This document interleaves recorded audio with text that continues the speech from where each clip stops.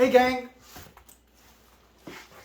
thanks for sticking around. It's been a long time since I put out a video, and I've been hemming and hawing about this one, trying to figure out the best way to approach it. I've been informed that as I'm going to be speaking about science and things, other things that I don't have a lot of experience with, that I shouldn't be doing it because I don't understand enough about the subject. I don't think, though, that you need to understand everything there is to know about a subject in order to ask questions. And so I'd like this video to be a question, several questions. It's about the NCAA's policy for transgender athletes. It is not an attack on Leah Thomas. If it's an attack at all from someone who is not an expert, it is an attack against the NCAA. Now, we've all heard for years about the trans conundrum and the issues with getting trans athletes into a fair competition with genetic gender or cisgender athletes. The World Athletics, in association with the International Olympic Committee, has come up with some guidelines through science, through their scientists.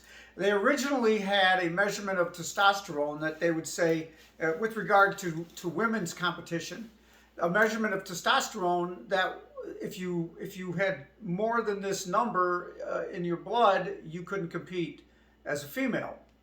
And it was what they would call measured in nanomoles per liter. And for a while, it was if your testosterone levels were higher than 10 nanomoles per liter, you couldn't compete. Then they decided to lower it to 5, making it meaning you'd have to have less testosterone. Through their science, that they figured out, maybe testosterone, that's a little too much testosterone. Okay. And I'm reading all this, and I'm realizing that in myself that I don't know what an animal is. We know what an animal is, right? But I don't know what a nanomole is. And so I looked at how my testosterone is measured through my hormonal replacement therapy, through my doctor and my clinic, and it's my testosterone. I told you I was unique. My testosterone is measured in nanograms per milliliter. Okay, so I thought, well, a nanogram must be bigger than an animal or whatever, I don't know. But they both start out with nano, and I didn't even bother looking that up. Anyway, I did some research, and I found out that a nanogram is actually 2.5 nanomoles. Okay? So if you measure 1 nanogram per milliliter, you would measure 2.5 nanomoles. All right, but the Olympic Committee doesn't measure that way. They measure in liters.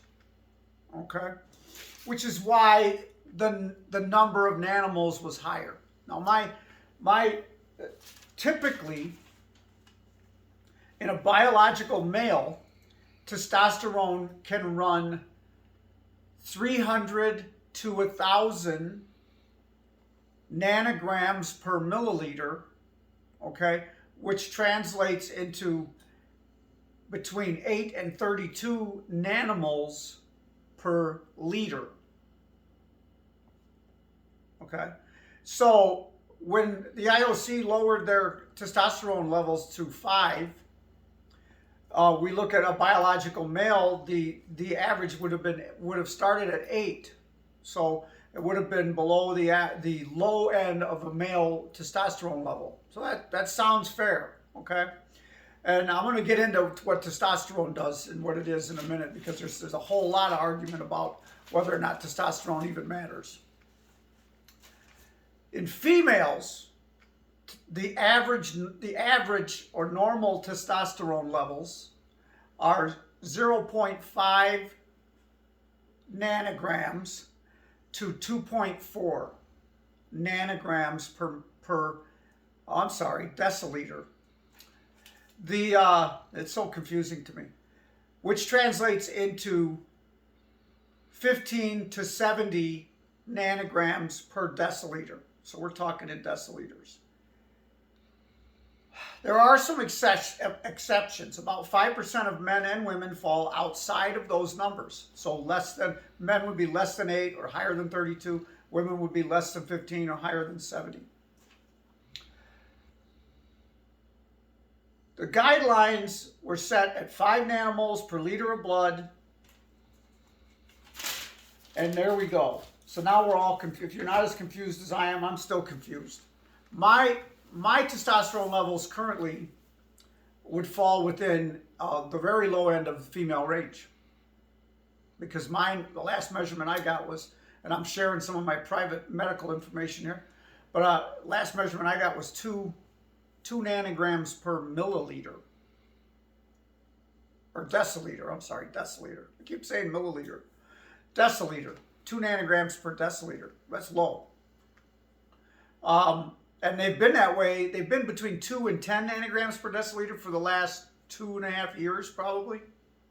Okay, but I've been on HRT for 6 years, and it took 3.5 years to get them to that level.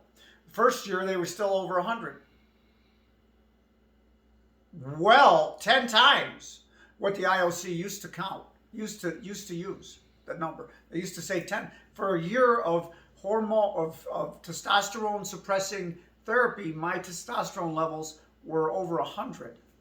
Okay, because you don't have to, depending on what kind of drugs you're taking or chemicals you're taking to suppress your testosterone, you don't have to suppress it completely. You can monitor it and keep it at a certain level, because some people need to do that for their health. I'm okay with mine being 2, I guess. The NCAA guidelines from 2019 until today, okay, until 6 hours ago, were in order for a transgender athlete to compete on his chosen gender's team, he would have had to have undergone, or a transgender female, she would have had to have undergone testosterone suppressing treatment for 12 months prior to joining the team. Not competing, but actually being allowed on the team. Okay? So it could be 18 months, could be almost 2 years before she actually competed. Okay? But see, they didn't put a number on it. They didn't test. They just needed a letter from a doctor that said, yep, she's on testosterone suppressing therapy. Her testosterone, for a 22-year-old athlete who was born male, the testosterone levels could have been 750 to begin with. Now here's some more private information. Mine was 550. I was 54 years old and mine was 550. I was quite the virile man. We got it down to 2. Because I'm all in, and I don't, I'm a perfectionist, if you will. Anyway, that's my argument. My argument is not with Leah Thomas. Leah Thomas is following the rules. If I was a transgender athlete, and I sat at home and cried at night because I could never compete in the sport that I really love to compete in, and suddenly my college that I was attending said, yeah, you can. Yeah, you can. You get on testosterone suppressing treatment for 12 months, and it's all good. Then I would be like, oh, cool. I get to compete as my chosen gender. I'm going to go do it. Leah Thomas isn't doing anything wrong. She's following the rules. It's the rules that I have a problem with. Okay, I'm not an expert, but I did a little research, and what drives the rules for the NCAA was inclusion. That was their number one priority. I watched interviews, I read stories, I read the guidelines for transgender athletes that they published. Okay, the rules that transgender athletes must follow. I read that, and it said we're all about inclusion first. Number one priority is inclusion. Everyone should be allowed to do this. You know, and you got the participation thing again, right? But that makes fairness and equality not the number one priority. And I have a problem with that. You know, does that make me a bigot? Or does that make me a bigot? I don't think so.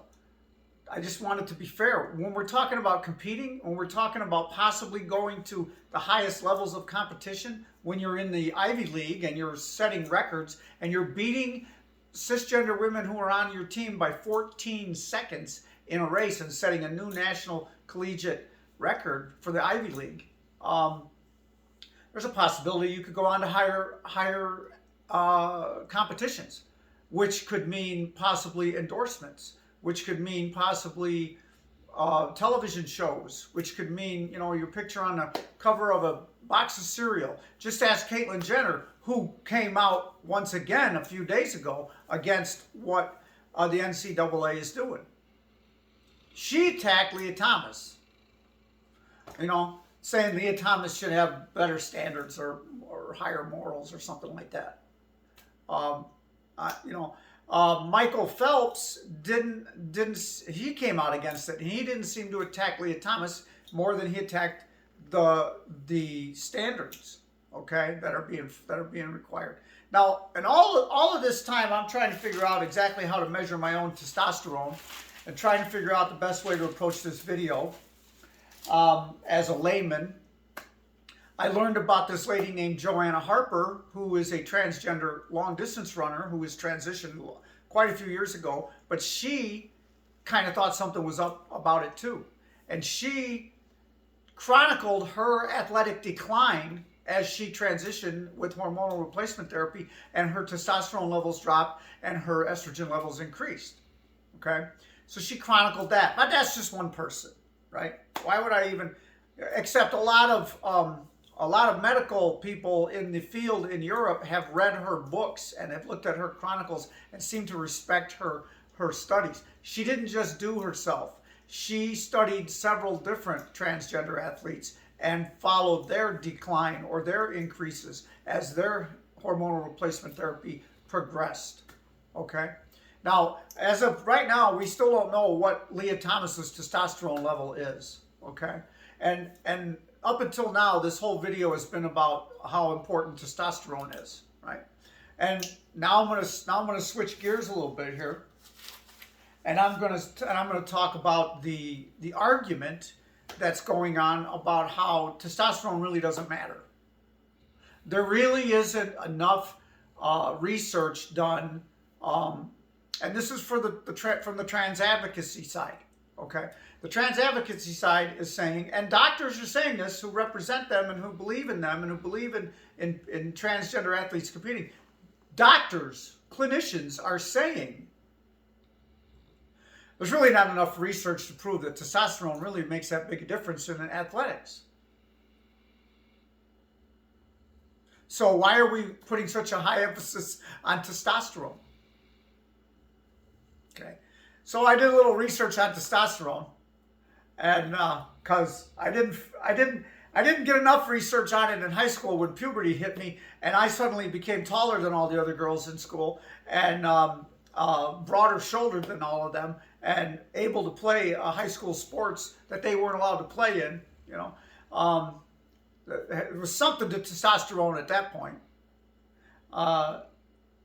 Anyway, I didn't, but I'm not an expert. I'm not a scientist. So I did a little bit of research on it, and I found out that let me see if I can figure this out. What testosterone does in men, in a man who is born a man with man's DNA and man's chromosomes. Okay, I think that's the most politically correct way of saying it that I can. What testosterone does in those bodies is it bonds to a cell called an androgen receptor or an androreceptor, okay? And that receptor allows allows the muscles, it tells the muscles to grow. Okay. So it also increases bone length and can increase bone density, as progesterone can in women. Right? Now, if you put testosterone in women, it doesn't act the same way. Okay, once again, someone who would be considered female because they have female DNA and female chromosomes. Okay, if you put testosterone in their body, it doesn't work the same way as it does in the other body. Okay, the body that can't menstruate.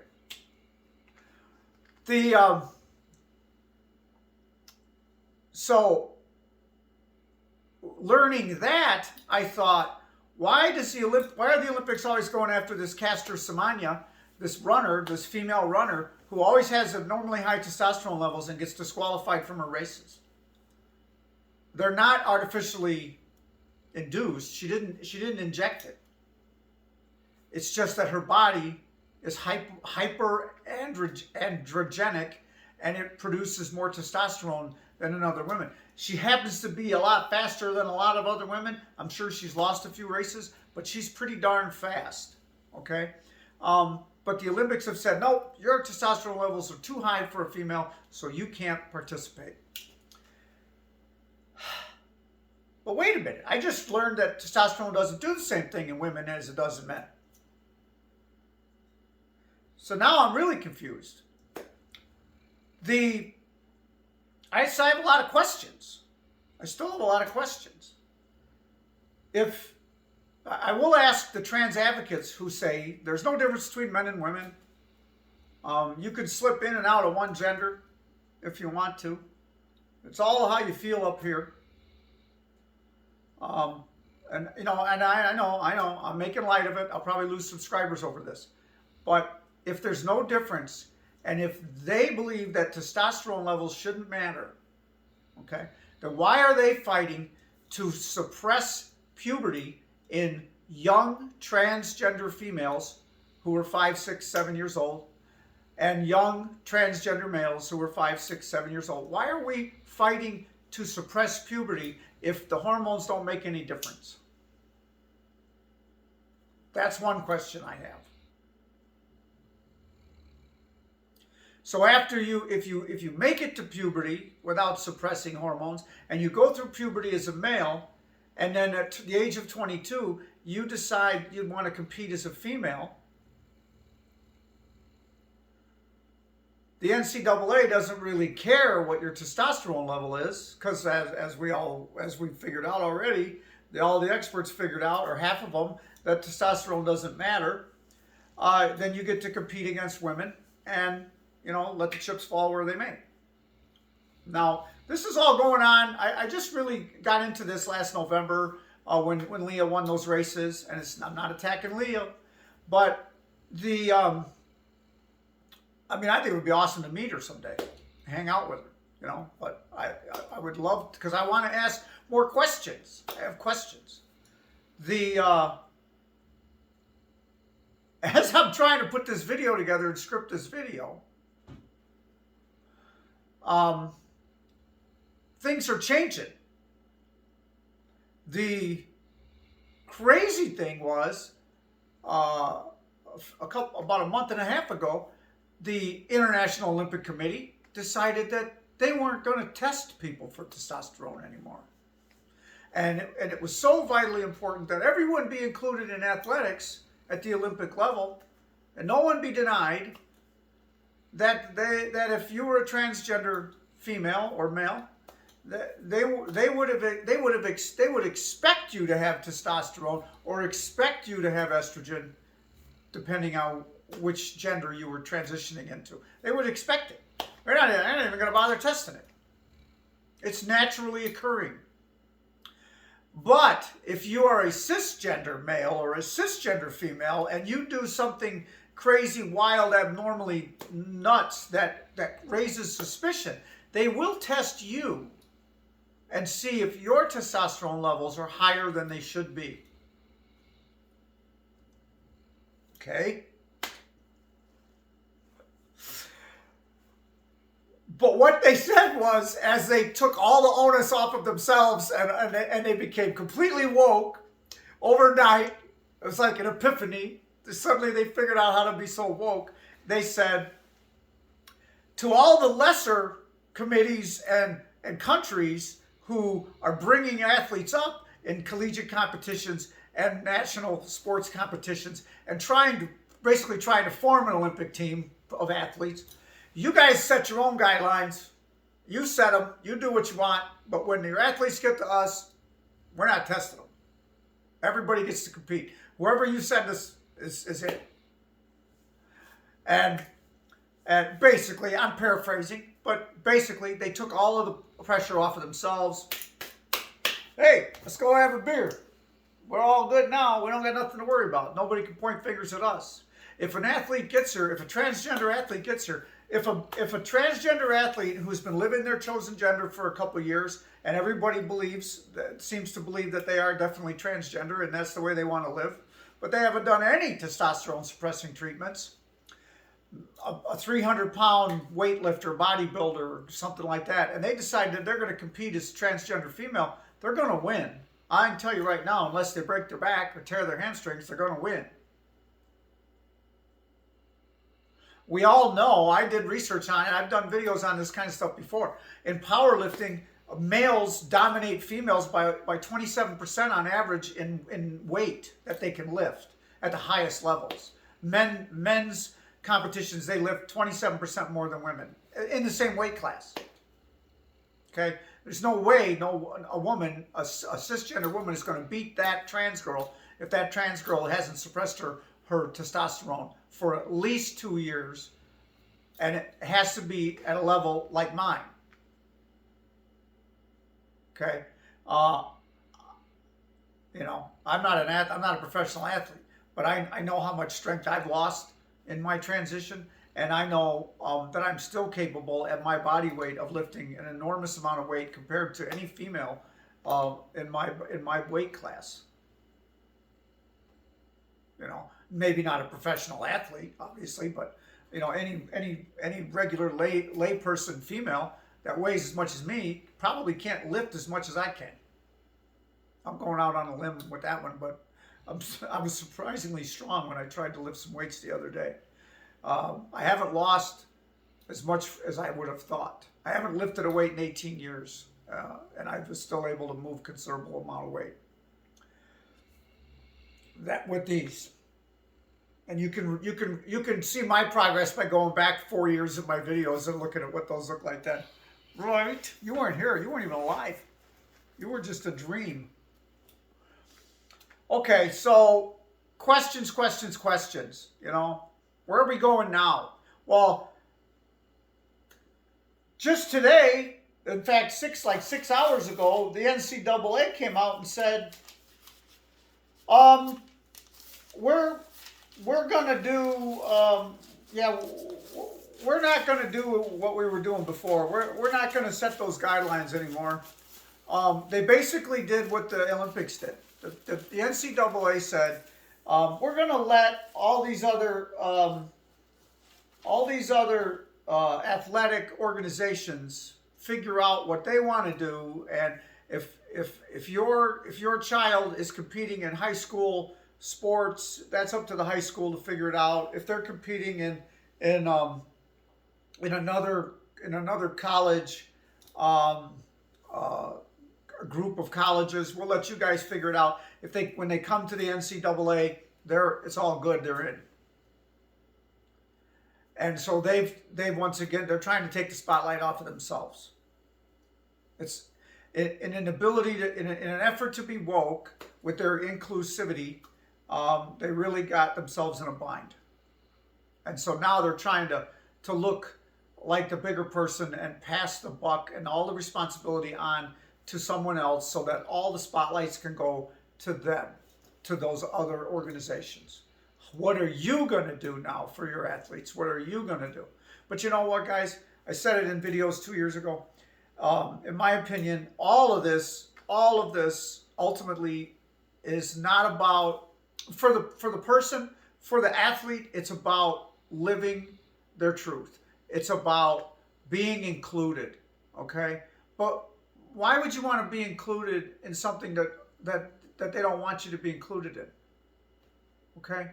We're not talking about getting a job. We're not talking about a career, okay?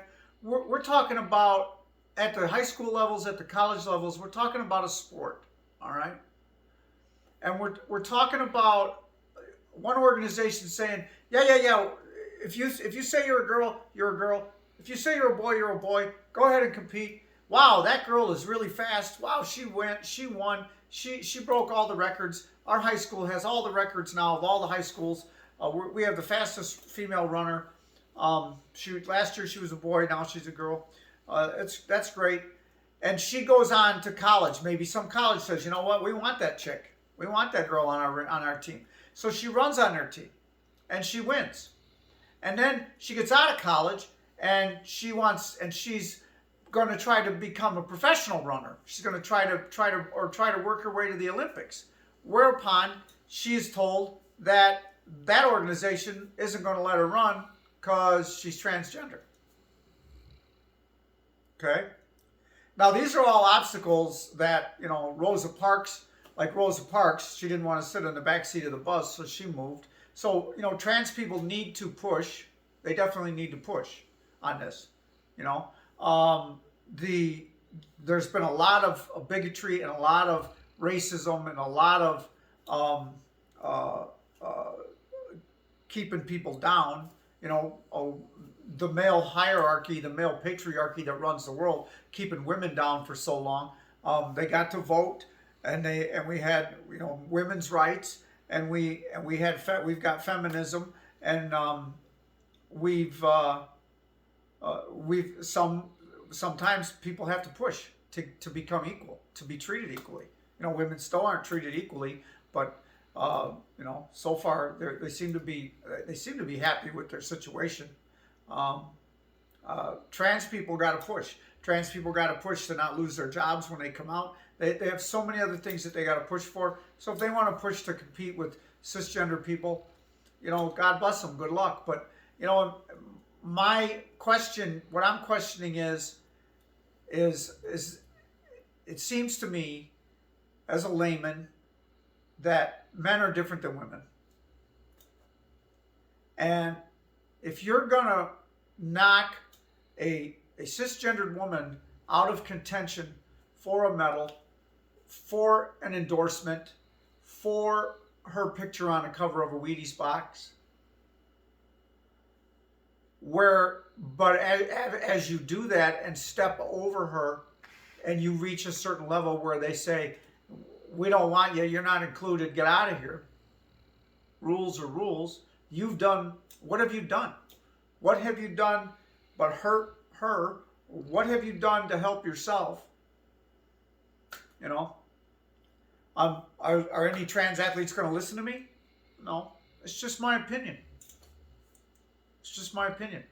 I have a lot of questions, and I will believe, there's no difference between men and women, and testosterone really doesn't make that much difference.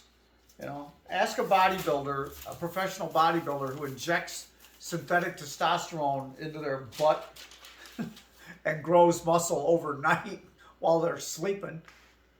And then one more question, this is a long video. One more question I got is, when it comes to female bodybuilders, if testosterone isn't supposed to react the same way in a female bodybuilder's body as it would in a man's body, how do the female bodybuilders get so big?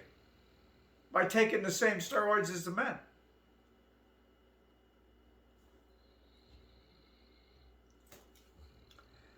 Another question, so someone help me here, okay? Someone help me here. Why does testosterone seem to work in female bodies when doctors say it doesn't? Why does testosterone do what it does in puberty if testosterone doesn't really matter? And how much money's in it for these guys? guess those are my three biggest questions. And this, see, I know I did the same thing. I did the same thing when I was reading up on this stuff. I fell asleep a lot too. All right, so answer my questions for me, please, subscribers. Love and peace to all. We've come full circle. I don't have to do any more research, because now the Olympics say we're not testing anybody, and the NCAA says we don't care. We're not doing anything. Everybody gets to participate. You know, that was a lot of bullshit for nothing, wasn't it?